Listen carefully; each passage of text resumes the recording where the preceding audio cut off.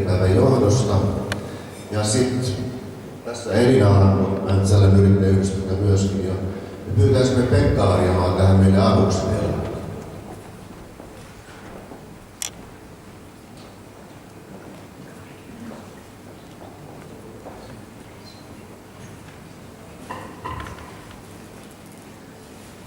Ja sitten pyytäisimme rouva Raija Suniharjamaa tänne eteen.